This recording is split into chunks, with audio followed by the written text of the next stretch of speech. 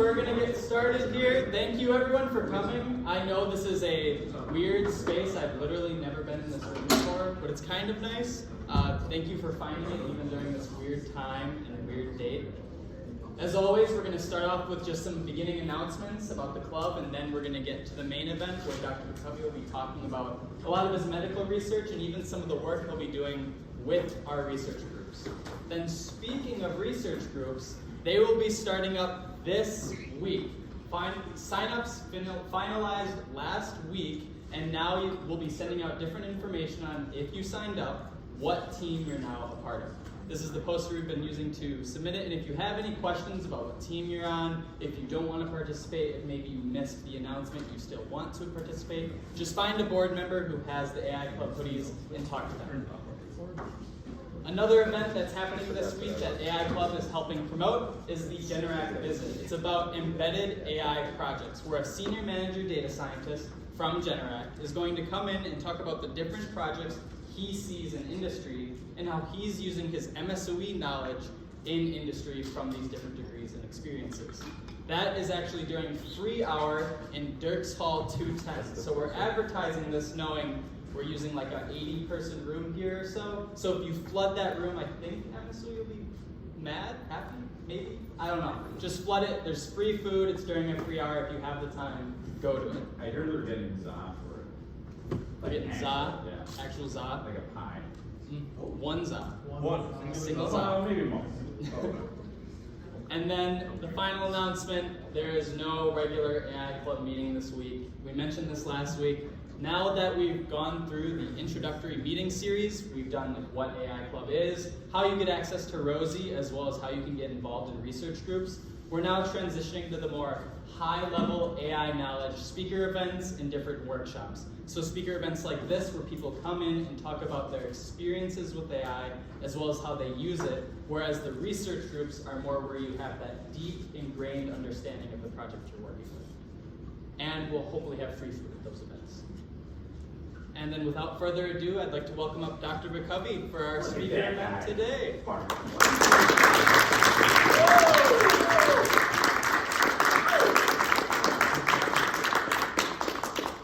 As he has a MacBook and tries, hopefully, to get it to display. Sure. Yeah, that's a good one. Hopefully. Hopefully, sorry. Almost certainly. Here we go. Do these partially dim or or something? Yeah. Oh, wait, I can put people to sleep all the time. So. Look at that lazy point there. Oh, that's so exciting. Oh, it worked. Okay. There we go. Let's go. All right. So, was I going to say something beforehand? I don't think so. This may surprise some of you. I actually was creating the slide deck up until maybe an hour ago. There are a number of slides on here. I'd like to take you through a journey of some of the work that I've been involved with. And it's all surrounding the prostate. So this is actually a really funny joke that deals with the last project. Hopefully we get there by the end. I have an hour. Yes. You have until 7:30. Hour 5? We'll monitor. We'll make sure you don't go off the rails. I'll just talk quickly. Okay.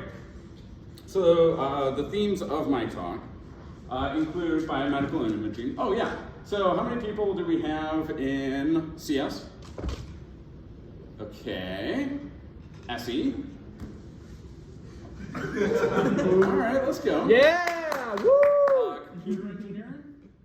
Oh, okay. All right. Biomedical engineering? All right, that's what I'm talking about. What else did I miss? Who else would be interested? Any other silos that I haven't mentioned? Chemical engineering. Okay, all right. For those of you who are not in CS, we actually do have a data science minor, and I am the coordinator for it. So if that's something that interests you, I'd be happy to talk to you about that. I told everyone that I would plug the data science minor. Anyway, so what I'm going to be focusing on is really biomedical imaging.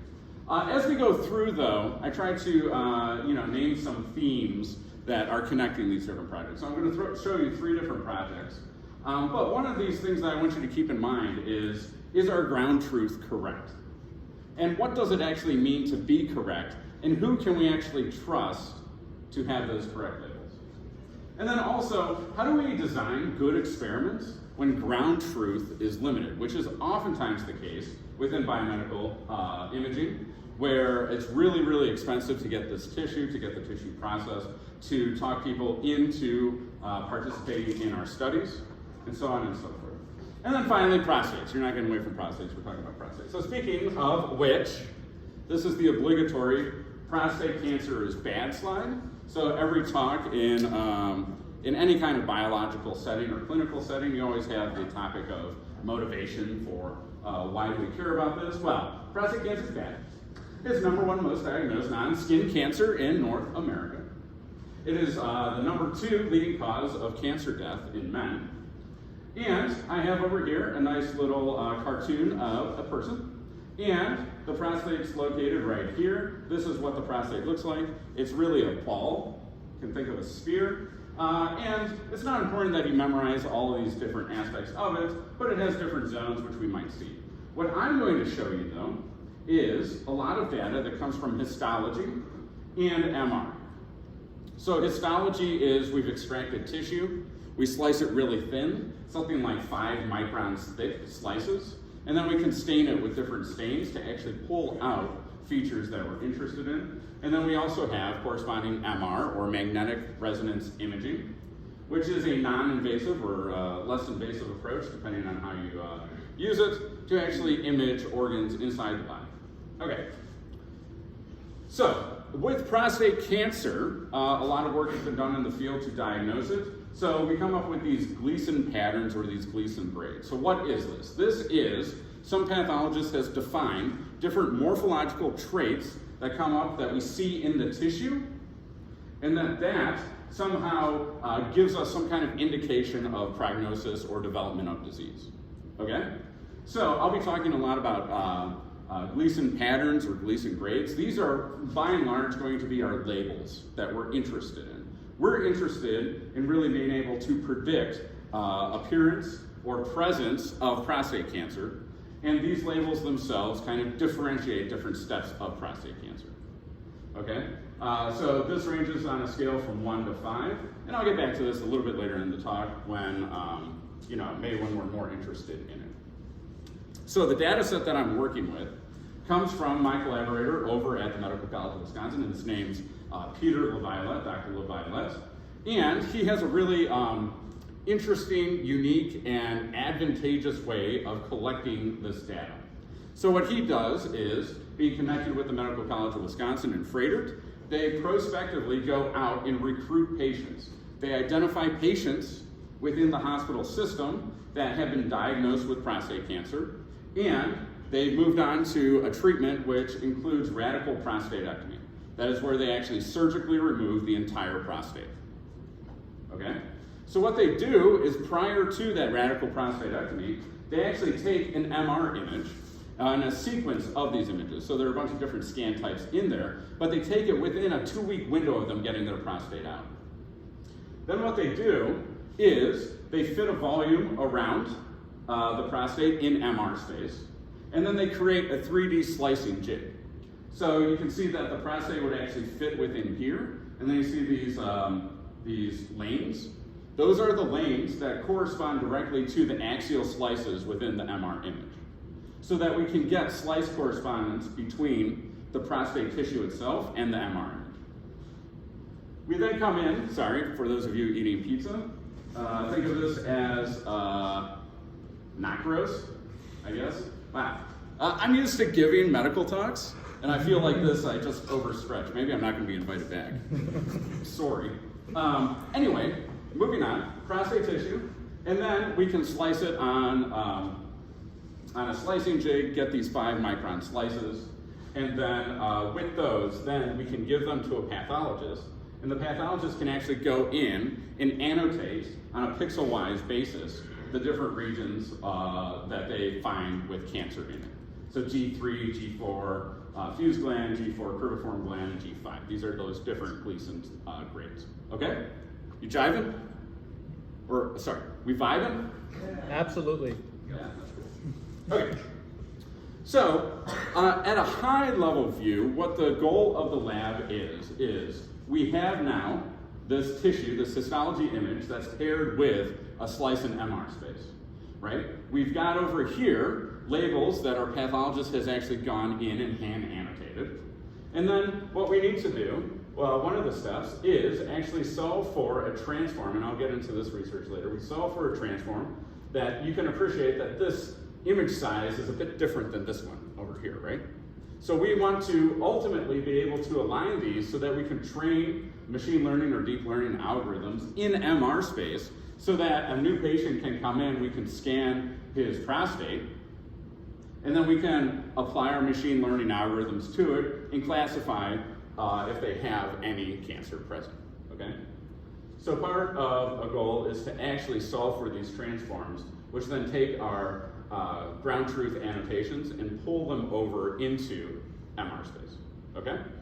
So I'll share that project with you, and we can actually use machine learning in there to help with that process. But the ultimate goal of a lot of this work is to be able to get these annotations in MR space so that we can train algorithms in MR space, okay? All right, that's my preamble. So now, what I'd like to do is talk about one study.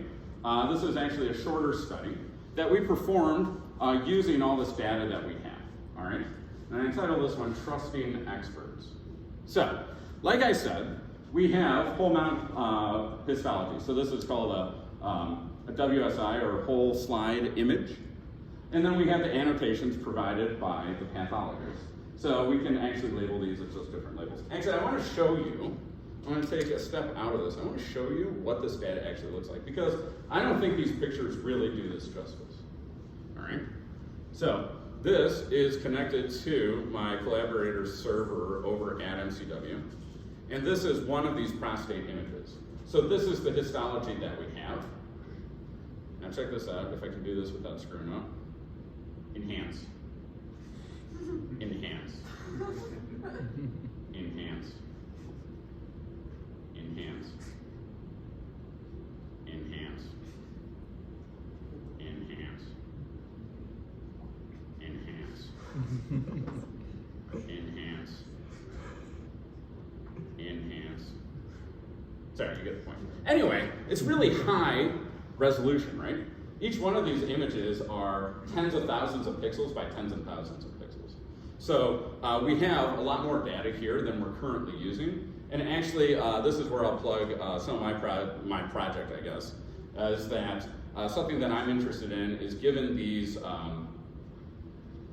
pathologist annotations within histology space, I want us to apply some deep learning architectures to this to see if we can get semantic segmentation, because a pathologist is only one person, or five, I'll show you in a moment, but we have tons and tons and tons of these slides. I think we have certainly over 200, I think we might have over 300 patients included in this data set, with each patient having 6, 7, 8, 9 slides with them, okay? So that's the type of data that we're actually looking at. And I should also mention, I think I have this slide in just a moment, so I'll come back to that if need be, but let's take a look. Okay, so that's what we're dealing with, so they go in and do this. So we ran an experiment, we were curious, and we said, well, that one pathologist is good, so 5 must be 5 times better, right? So we gave them all the same slide. Actually, we gave them many of the same slides, and this is what they returned. What does this look like to you? Very good, you've been paying attention. Yahoo. There seems to be what I would consider a bit of inter-observer variability in here, right? So we get general trends of Gleason grade 4 here, right? This is a bit more patchy, and if we look at it, it might be a little bit more precise. This is a little bit more kind of grab in large areas. Which one do we trust? Which one do we actually train our algorithms on? All of them? Isn't one better than the rest? Certainly. How do you know which one's the best? How do we know? I don't know. Right? This is a common problem that we run into. Yeah. Oh, it's there. You just have to I'm gonna scan on this thing. Okay, this is a common problem. So one thing that we did is we investigated what is the inter-observer variability. And what we found was, using Krippendorf's alpha, excuse me, we found these values. So to give you a little idea, Krippendorf's alpha, it measures similarity when it comes to categorical labels. So how we did this is we performed one versus the rest. And this is bound between 0 and 1, 1 meaning they have perfect harmony or perfect overlap, and 0 meaning they completely disagree. And reading through the literature, people usually accept a 0.8 as an acceptable level of agreement. And this is where we're at, okay? Oh boy. So we weren't gonna let that stop us though. So I like your idea, let's combine all of them. So one of the studies that we performed, so this is a little bit lengthy, and I don't know if I need to go into all the details of this, so I'll give you the broad strokes of this. So we have our deep annotations over here. We have the labels taken from pathology and put into MR space, okay? We're doing this on T2, which is a specific type of MR scan. And then what this study was looking at was using these regions of interest to say, hey, there's something interesting here. And then what we did is we used a morphological method to resolve different features like epithelium density. I'll get back to why epithelium density is important in a moment. But the real takeaway from this slide is that we have 4 different prostates, 3 with positive cancer, 1 that acts as a true negative, and then we trained a model based off of each observer's labels. And we can see that in general, these models tend to agree on epithelium density. We have hotspots in some places more than others. But the way that we combined this and ended up with a publishable result was we used a consensus where we just averaged these together. And we said that, hey, epithelium maps here pertain to these cancerous regions, right? So we have this hotspot here, we see this hotspot over here, okay? So that's one example of some trickiness that we run into with these real data sets. Okay, so part 2 is trusting non-experts. Okay, so this was a study that I performed, which we were looking at weekly supervised labels. So let me give you a little bit of setup for this study so you can see where this is going. So we have whole mount imaging over here, right? We can only get this when we extract the entire prostate, which is generally something you probably don't want to do, all right, unless you absolutely have to. But along the process of diagnosing prostate cancer, the gold standard right now is actually a 12 needle biopsy, which means that they go transrectally and they stick a big ass needle into the prostate, extract cores, and then pull out and do that 12 times, all right? I have not experienced this, but I suspect it's not a very pleasant ordeal. All right. So again, part of our goal is to try to minimize these and lean into non-invasive procedures. Okay. But to my point, here is the whole mount prostate. This is what a biopsy cord looks like. All right. So this is extracted from the needle and then mounted and then sliced. Okay. So, to get a little bit of background on this study, I want to introduce a fun technique to you. If you've had me in class before, maybe you've heard of this. I've probably talked about this a little bit. But this is a technique that we can actually use. So I mentioned before that we stain this tissue, right? And I said, very purposely, that staining the tissue gives us features that we care about. So it is, in effect, a form of feature engineering that we're going in and we have hemoglobin and eosin, or hematoxylin and eosin stains, that's H and E. We have trichrome stains. They highlight different parts of the tissue. Like some of them highlight nuclei, some of them highlight fibrosis, all that kind of stuff. Okay, but there's a lot of variability when you actually stain a tissue. So this is a physical process. This is, if anything, more an art than a science of staining and slicing tissue, where you dunk the stuff in a bath of the stain for a certain amount of time, and then you pull it out. the point is that you can get a lot of variability between stains even if you're using the exact same protocol, okay? So this is something that is useful, that we want, that can actually highlight certain features for us, but it's also something that adds variability and that we would like to control for. So here's some other work that I did. This is actually not a prostate, sorry. This is a kidney, or part of a kidney. That doesn't matter. That's not going to detract from the story too much, I hope. But are you familiar with this idea of RGB or LAB color spaces? Maybe, kind of, sort of, a little bit? All right, so what have I have pictured here? So this is RGB color space. So each one of these points here is a pixel within the image. And each pixel is described by 3 features: a red channel, a blue channel, and a green channel. All right? So each pixel has 3 features that are associated with it. If we plot those features in 3-dimensional space, where again, each one of these points is an observation or a pixel, this is what our overall picture looks like according to sorting by these colors, okay? And we can represent the exact same image in a different color space, and this just has different relationships between those colors, okay? So so RGB, I think everyone hopefully is familiar with RGB. It's pretty commonly used. LAB?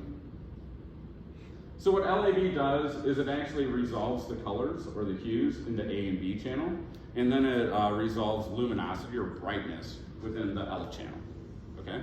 So it splits those things apart.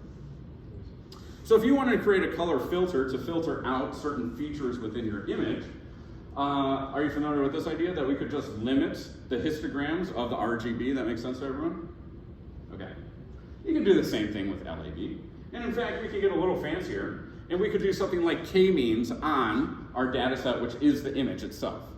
So if we did k-means and we limited k to 5, what we're doing is we're looking for 5 separate groups, and it goes in and it tries to separate these groups, or separate all the pixels into 5 different clusters, and then those clusters can describe different color filters. That's a pretty neat technique. The problem is we do have to specify k. And a nice thing that we can do with LAB is that we can actually broaden the luminance and just keep the hues so that we can get a broader range of color pixels that are of that same color. Okay, so this is the result of applying these different filters, and you can see it segments out this histology pretty well. We can do better though. We can do better. Am I talking too loud? Am I yelling at you? Oh, okay. We can do better though. We can actually apply singular value decomposition and principal component analysis to automatically solve for these stains themselves in a process that we call virtual stain separation. So this is an unsupervised approach that goes in and it tries to find the pure colors of stain, and then we can use deconvolution of pixels to actually separate these out into intensity channels, where intensity channel 1 is the stain associated with hematoxylin, and then intensity channel 2 is the stain associated with eosin. Brian, did you have a question? Oh, I thought you were raising. By the way, if you have questions, by all means. Again, I kind of slapdash put this together this afternoon, so great. Okay, so the way that we approach this actually comes from this paper, A Method for Normalizing Histology Slides for Quantitative Analysis. And what they did in this paper is they established this method for actually using SVD to do this. So what they said is, let's first transform each one of these channels into optical density. So optical density is just the negative log transform of the pixel intensity channel itself, okay? And then what they said was, when you do that and you perform PCA on the resulting 3 optical density channels, what you can get is with the first 2 principal components, if you solve for the first percentile according to degrees off the x-axis, and you solve for the 99th percentile according to degrees off this axis, what you get is you actually get separation of the true colors, or the true stained colors. And you can use each one of these observations, which is just a pixel within our picture, to isolate the pure stains, okay? All right? The results are really cool though, in that you can take a picture that looks like this, and instead of applying a color filter to it to do something more mundane, what you can get out of this is you can resolve these individual intensity channels according to the red stain in this one, and then the blue stain in this one. And it gives us a way to better normalize our data or standardize our data, where this is being solved on each individual picture. So it helps to minimize this variance that's introduced by different staining techniques, okay? Which is a long-winded way of leading up to what did we actually do in this paper. So, in this paper, we took the original observation, which is the biopsy core, okay? And then we did virtual stain separation on it. What do you see from this virtual stain separation? Well, what I see from it is, you see the purple stains up here?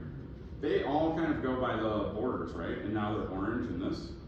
And the tissue, the red part here, comes down and it's just resolved as the red channel here. So we get better separation.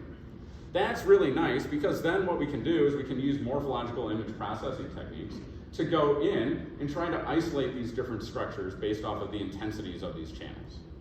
All right, it distills a lot of this information for us. So what we did is we had a human observer go in and separate out 3 different compartments. So 3 different compartments is this light gray, which is what I'll refer to as stroma. This almost white, which is the epithelium. And then I also have this darker gray here, which is going to be the lumen, okay? All right, and then, I'll get back to this in a moment, but then we also use just morphological operations to derive a ground truth. So I set some filters and I said, hey, if it's orange over here, that's gonna be one of our labels, the epithelium. If it's red over here, that's gonna be a different label, the stroma. And if we have holes surrounded by these, well, actually I think I ended up considering everything else lumen, okay? Okay, why do we care about this? All right, so let's go back to Gleason grade. So what Gleason grade is actually doing is it's going into the prostate. The pathologist is actually zooming in like I did before, and you see this structure here. So that's what we refer to as a single gland. So what the pathologist is actually going through and doing is he's ranking the morphology or the shape and the presentation of these glands throughout the prostate. So you can see here at 1, all of these glands appear circular, and this epithelium around here is really thin, right? And in the center, we have the lumen. And then as we start to progress, these shapes start to get more irregular until we get down into the worst presentations of cancer, where we have just really sheets of cells covering. It's just unregulated cell growth, right? Cancer. Okay, so what this cartoon shows is, again, here's the prostate gland itself. That's what this is. And then if you zoom in on one of these, you can see these are the different parts. And I think the salient point from this slide is what Gleason grade really focuses on is these different structures in relation to each other. So it really focuses on the epithelial cells, right? Which are these, the hoops, the dark part of the hoops. The lumen, which is in the center, that's the open space. And then it also has the stroma, which is not part of this gland, okay? So the idea behind the study is let's actually engineer intermediate features that we use to grade Gleason scores. Let's actually resolve those using techniques, and then we can use those features to inform other algorithms to actually predict. Because we know that's what Gleason grade is actually based off of. So if we can do an intermediate step to resolve this, then we're going to have a better chance than just throwing some kind of agnostic machine learning algorithm at a bunch of pixels. Okay? That's the idea behind this. Okay. So what we did though is we're still encountering this problem. What's my time? You got time, like half an hour. I got time. What are you worried about? I'm not worried. So what we did is we had this problem. We ran into this problem that to get someone to go into each one of these biopsy cores and label stroma, epithelium, and lumen by hand, who wants to do that? I think that's the first appropriate non-raising of hands that I've seen so far in this talk. Okay, no one wants to do that. It's awful. It's awful. As a side note, in grad school, I think I ended up labeling, you remember that kidney structure that I showed you? I ended up labeling something like 30,000 of those within slices of kidney tissue. I understand the plight of the data scientist going in and curating labels. It's awful. No one wants to do that. But, we made someone do at least 16 of them.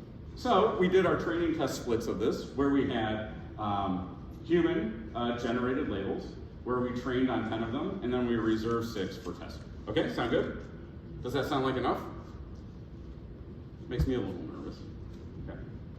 And then what I said is, why don't we try this other paradigm, where I go in and I, like shooting from the hip in the Wild West, I write some computer algorithm that's relatively dumb, that essentially thresholds these different stain channels, like what I was saying before, where it goes in and it tries to find where it thinks these different compartments are, just based off of the intensities. So this is a real shotgun approach. There's no machine learning in here. It's really just applying thresholds in a slightly fancier way. All right, everyone vibing? Okay. But with this, it's really easy to run a script, hit go, and then we can generate a bunch of data that's kind of okay, right? Can we use this though? The idea behind the study is, can we use this to pre-train our network with really weak, terrible labels, and then just fine-tune our network with high-quality labels and get a good result? That's where we're going. Okay. So we designed the experiment such that we had 3 arms of our study. So each of the arms represents a different model that we were creating. The first arm is just off of machine-generated images. So these are really, I'll call them weakly labeled images. It's very poor performance. Then we have arm 2, where we train just on the high-quality labels. And then we have arm 3, where we pre-train on the machine-generated and then just fine-tune on the limited high-quality labels, okay? And then we can test on the high-quality labels, because this is ultimately what we care about. And then we can also test on the machine-generated ones if we see fit.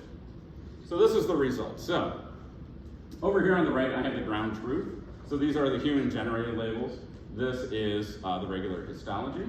And let me show you the different arms. So what was arm 1 again? Just machine generated. Just machine generated. Okay. So this is the results of training. I think this was SegNet that we used on this data. So what you can see here is, by just training, what do we get? We get something that looks kind of okay, sort of. Like, it doesn't look overtly wrong. Okay. And you can also see that the computer is pretty confident about the areas that it's confident with, even if it's wrong. And then we had arm 2, which was on very little training data, but high quality. And this is the result that we get. All right? But then when we combine them for arm 3, this is the result that we end up with. All right? So these are just some slides or some representative images. We did actually go through and quantify that. Let's see if I actually did include that. Oh, here it is applied to the whole histology slide.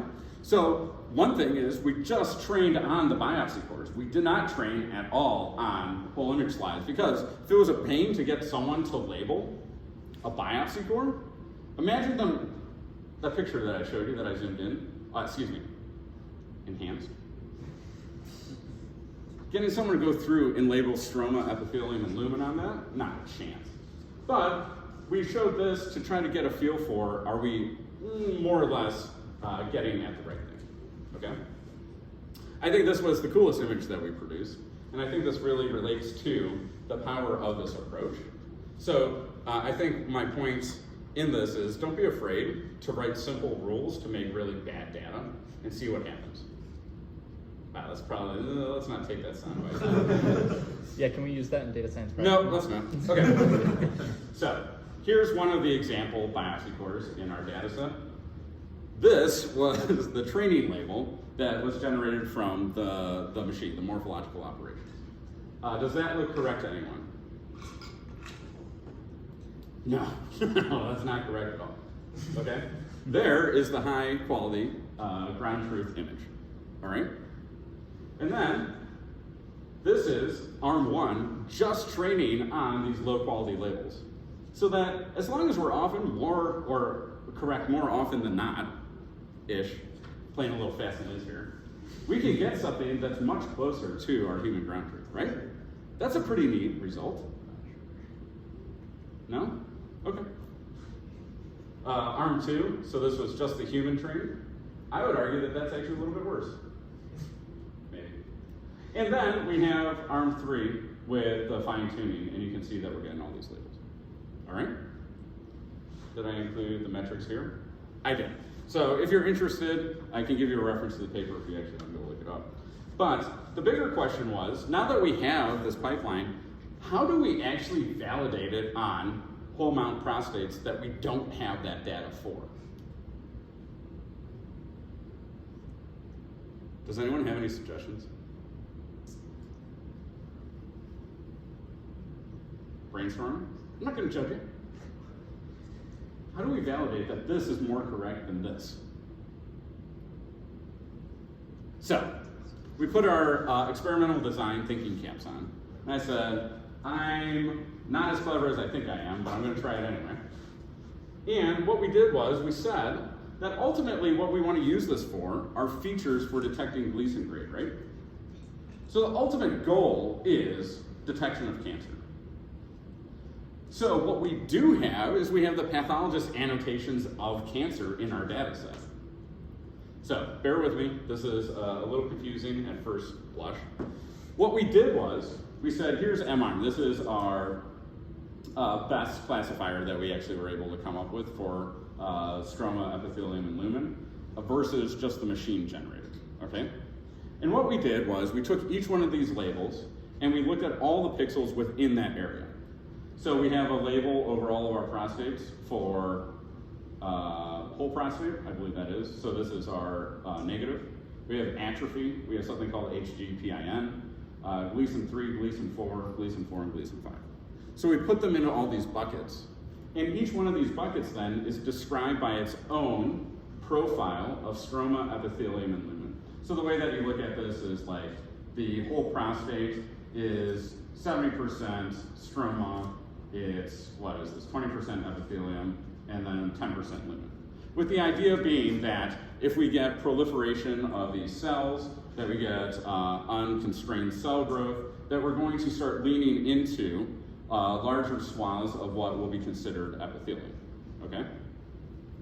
So then what we did is we took each one of these signatures on a slide-by-slide basis, and we trained an SVM on it to detect, is it cancer or is it not cancer? Does that make sense, everyone? So our ultimate thesis was, regardless of what these actually are, if they're right or not, if they lead to better cancer detection methods, we've won, right?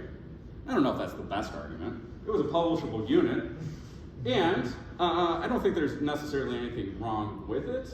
I think there are some limitations to how far you can extrapolate that.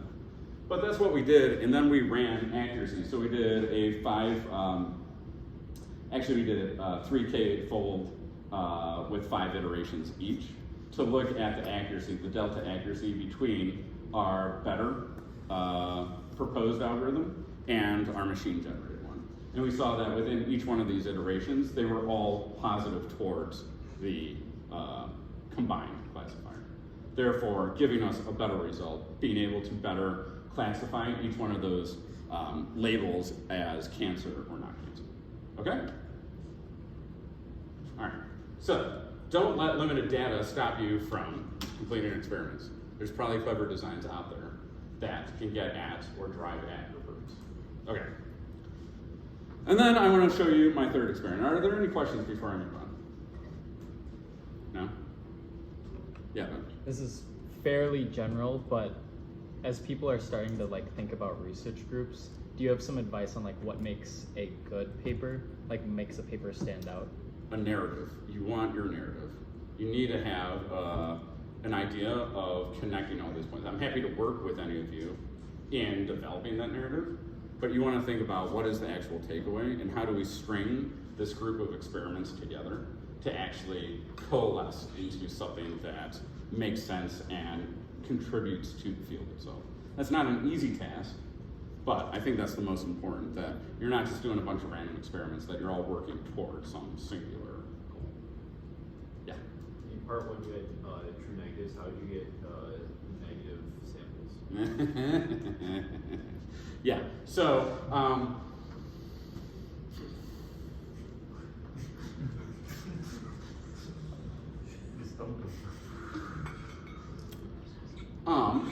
I think the politically correct answer that's mostly true I don't want to go out on a limb here because I don't think I remember exactly. So I will say that I don't remember. No. I think we do have some negative prostates in there. I think additionally, so there are a couple things. One is, this is actually probably the answer. Okay, so not the answer, building up to the answer. So I mentioned that each patient gets their entire prostate removed, and that each patient then has multiple slices. So there are going to be regions of the prostate, it's local. There are going to be regions of the prostate, and in fact, whole slide images that don't have any presence of cancer. Okay, so by passing that over, that algorithm specifically was just building these epithelium maps. So we could use slices that didn't have presence of cancer as a true negative. The other answer to that is there's a range of disease. It's not like all prostates are going to have all flavors of Gleason grade. Some prostates are going to be lower and some prostates are going to be higher.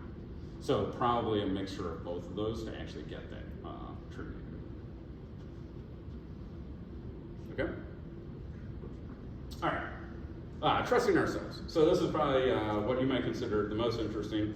The research that I'm about to show you was actually research that I led here with some undergraduate students for undergraduate research.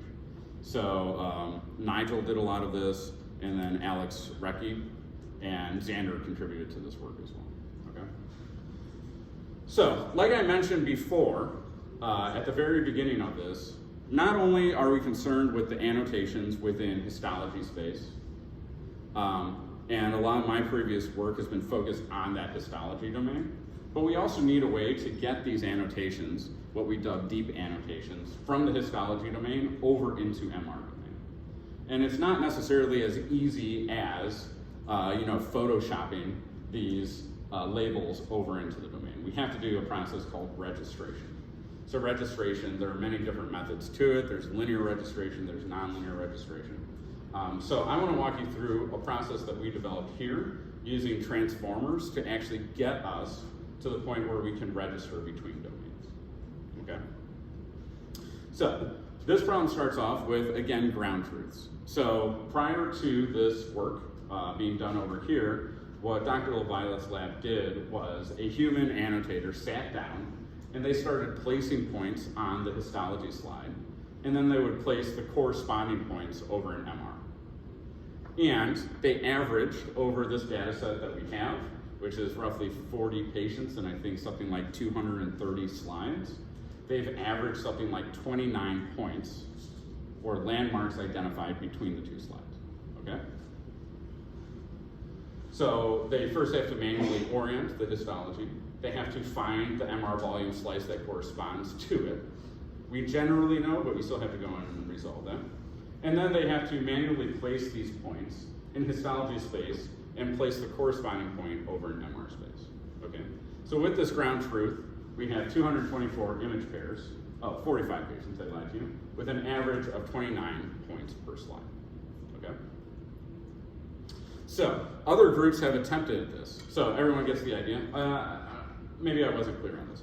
So once we place these points, what we can do is we can use established methods. So there are established registration methods that use landmarks like this. So as long as we have these points, we can just apply an established algorithm which uses optimization to minimize the difference between these two images, or really the difference between this point and its corresponding point over in MR space. So maybe it'll expand the image out, maybe it'll shear the image, maybe it will, those are all linear transforms. We can also use nonlinear transforms to warp the place, the distance between any given point in here, okay? So that's the process of registration. So we're not the first group to encounter this issue, that we need to get these annotations from pathology, from histology over to MR space.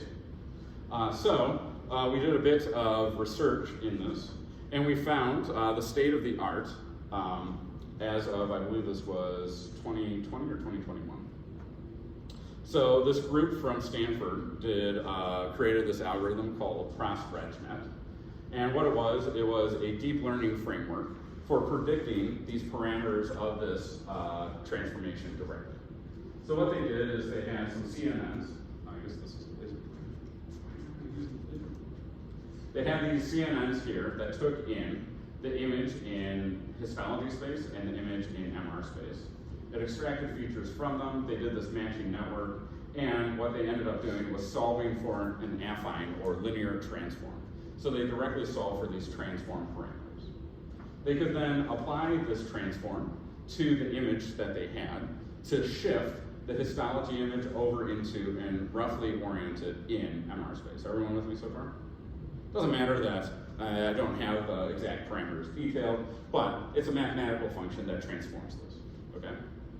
And then what they did is they applied this secondary network with this image first transformed by this affine, and then they repeated the steps, but in this case they applied what's known as a thin plate spline. And this is a nonlinear deformation or transform. Okay, so that can actually move these points individually. You can think of it as creating a mesh over this image. And what they found was using dice coefficients. So are people familiar with this idea of dice? Okay, so what dice does is dice says you have this mask, this binary mask.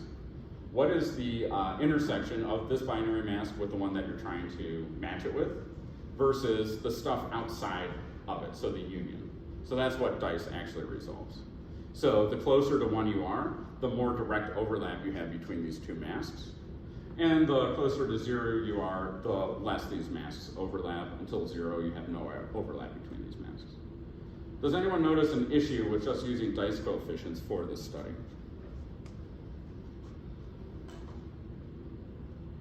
So I said that there are nonlinear deformations in here, right?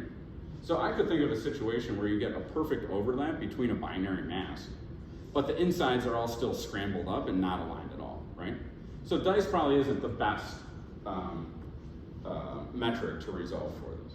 So they also looked at urethra deviation. So they found urethra structures within the prostate, and they said, here's that urethra in MR space, and now that we've transformed this histology over to MR space, we know where the urethra was in histology. What's the actual distance between these two? Okay, and what they found was that with Rhapsody, which was the previous approach, and ProstRegNet, that they got about equal performance here with this. Yeah. Oh, why do they call the negative dice coefficient there? So I don't know for sure. My suspicion is that that's what they were using to optimize. And if you want to minimize it, then you want to make it negative if you're going for the highest value possible. I think that's why they did that. Okay, so we did this previous work and we checked it out. So we identified some potential limitations with this, which includes they had to actually crop the prostate in the MR domain. So someone had to manually go in and find just the outline of the prostate in the MR domain. Okay, that's a manual step. We don't want to do that. It also assumes affine and TPS deformations. So we can't apply any other type of registration approach to this. We can only apply affine in a thin plate spline because this algorithm is directly solving for those parameters of that transform. So it directly solves for them, and they had no available ground truth deformation. So they actually used just augmented data. So what they did for their training procedure was they went in and they said, hey, I have this histology slide. What I'm going to do is I'm going to deform it using affine and TPS transforms that are applied randomly, and then I'm going to solve for the parameters that get me back there. So it's assuming that the deformations that we actually get between the actual physical tissue prostate outside of the body and the one inside the body in C2 is that that transformation is affine and TPS. Okay, so these are potential limitations. So in addition to this, we actually went in and we recreated this model. So we actually extracted from the training scripts of this the actual different augmentations that they used for each one of these training steps. So this shows the parameter numbers. So TPS has something like 72 parameters that it's trying to solve for, and we were actually able to recreate those. In doing so, we actually found that their reported values for their ranges of augmentations were not actually what they had included in the model. So be careful, because you can't reverse engineer that, okay? So we propose a different pipeline. So we proposed a pipeline that we call the homologous point transformer, or the homologous point pipeline. What this process does is we start off with our histology image. We are then going to nominate some points. We take these points in histology space, feed it into our transformer, and then the transformer is going to predict these points in MR space. And then what we can do is once we have these sets of points, then we can apply whatever type of transformation solver that we want and end up with our transform, okay? So this first part is actually not as straightforward as it first appears. You can't just take a blanket of points over the entire prostate that are uniformly spaced. So here's our human generated points, and we did actually try the approach where we just slapped a uniform grid on this. Okay? Some things to note from this uniform grid is what we're effectively trying to do is we're trying to look for similarity in features that we find in histology space and match that up with features that we find in MR space. The problem is that if you apply these points within wide open white spaces that have no differences in them, you have very little information to match over in MR space.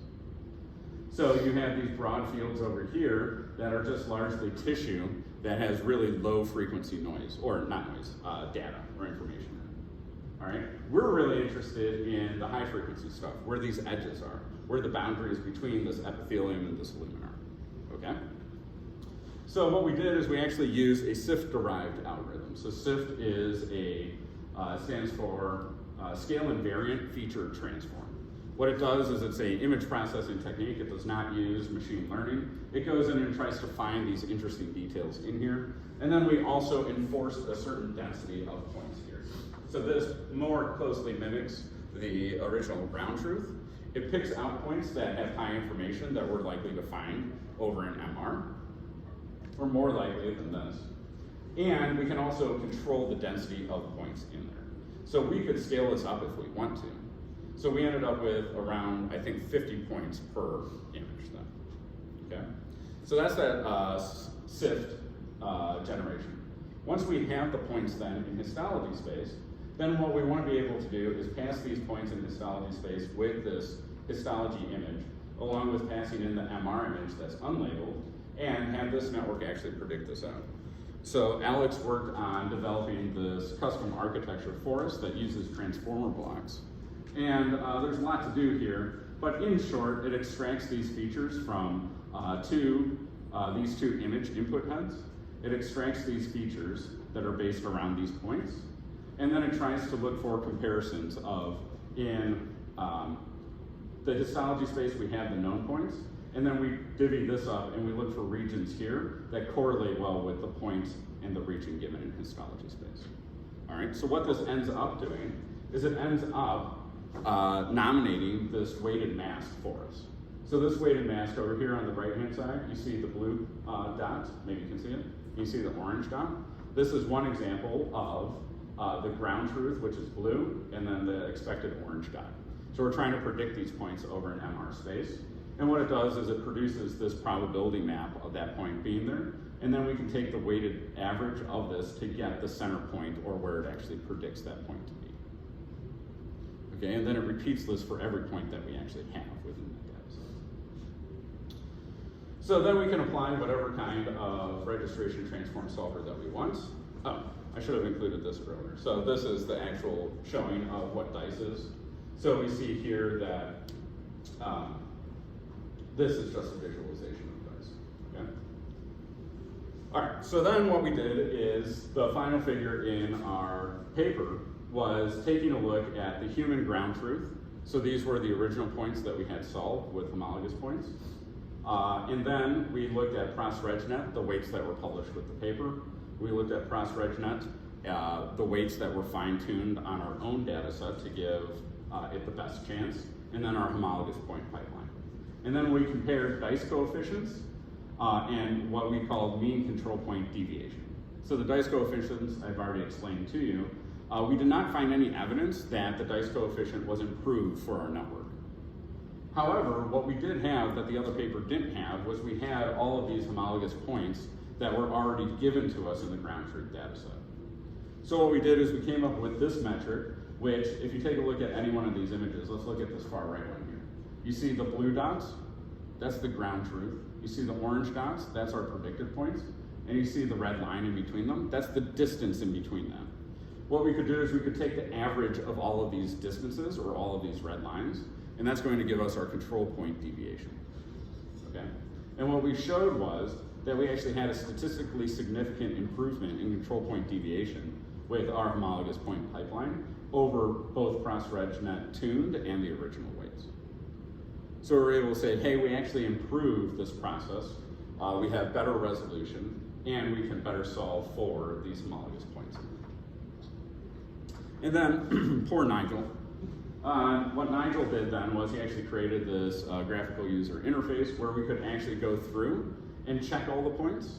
So we can load in the SIF points or the ground truth points over here, or we can solve them. We can then predict the corresponding points from the homologous point pipeline. And then what you can do is you can actually go in and adjust each one of these.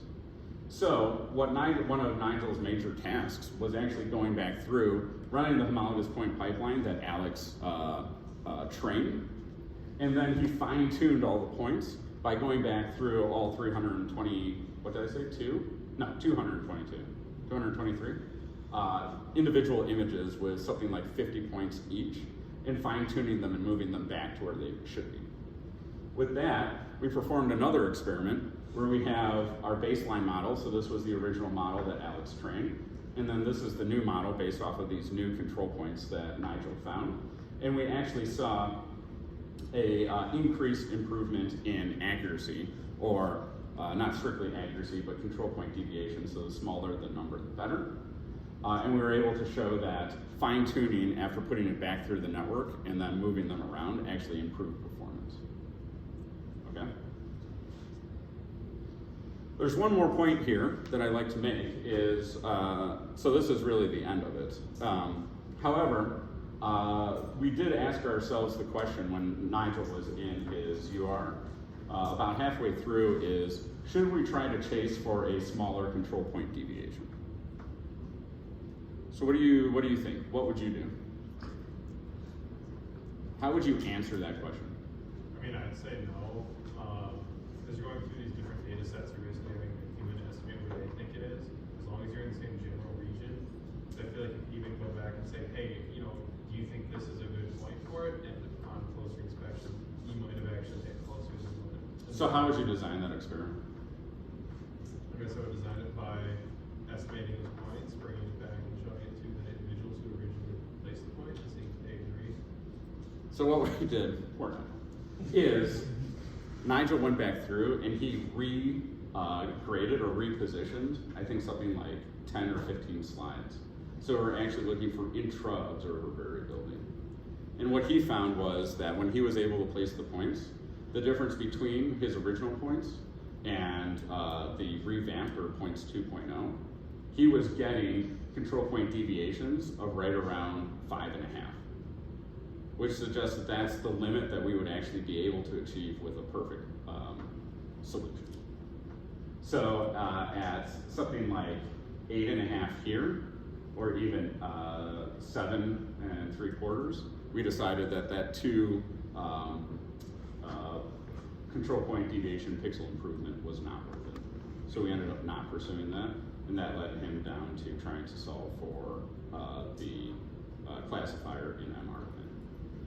So, those were 3 stories along this path. I still don't have a solution for this, but I think that is still worth undergoing.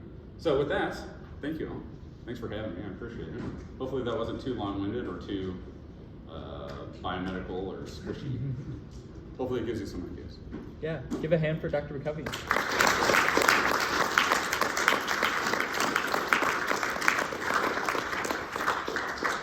And then if anyone else does have more questions, feel free to ask them now. Any follow-up ones. We will give you an AI Club sticker if you ask a question. Ooh. Yeah, Alex. If you're someone new to the field, how do you find the current state of the art or what to use as a baseline against what you're trying to train? It's hard. That's scraping the literature. I think one of the best approaches that you could take is look for reviews in the field. So reviews are a different structure of paper that you may or may not be familiar with. So we have primary literature or primary research, which is like someone saying, here's my hypothesis, I'm going to design experiments to actually test that. Reviews are people that are not adding additional new novel work, but they go back and they actually review the literature and try to find what are the actual results that people had within a narrower field. So if you have a field that you're interested in, I'd really suggest starting at a review. Not only does it give you what's current, but also it kind of gives you a review of where that field has been to get to that point. So other than that, I don't know if I could be more specific. So you noted that a lot of tasks you did were kind of like needle tasks and repositioning points. At what point do you throw in the towel and say, okay, I can't really throw the computer at this, it means someone to spend the 15 man-hours to get this done? Yeah, so that's a good question. So I was too stubborn, and I needed a plan B in grad school, so that's where those 30,000 came from. I was done at that point. Actually, that was the vast majority of our data set. I think that was something like 90 or 100 kidneys or something like that. So I think you try to con people into it with like a sunk cost fallacy. That's really good. That's a joke. Professional. Or not. I think I think you have to weigh the circumstance. I don't think there's a right answer. I think typically more data is better. Like with our data set, for instance, we identified all the ones that we had ground truth for, and that's where those 45 patients came from. And then we went back through and did them all. But that's still just a subset of all the data that Pete has. So it's probably an iterative method of gaining some kind of momentum behind you, some kind of mass of data, and then training and seeing where that leads you. And then the question comes down to, is this a lack of data problem? Is this a bad feature problem? One thing that we actually saw in Nigel's later work was we were actually using different scan types in MR. So we had T2, which is what I was showing you, T2 weighted, but we also had something called apparent diffusion coefficient, or ADC, which looks at the spread and the rate of spread of water throughout the tissue. The problem with that is that's another registration problem, that to match up the ADC scans with the T2 scans, you have to perform registration there. And we were asking ourselves when we weren't getting the results that we wanted, is it due to lack of data? Or do we believe that these registrations that are between these different scan types is that inhibiting our ability to actually get good fits? So I think it's kind of a situational thing. But it's really, really easy for me to say, go label stuff now. It's not always well received. I probably, if you work with me, probably won't have you label things. Probably. Probably. All right. Other questions? No? How was the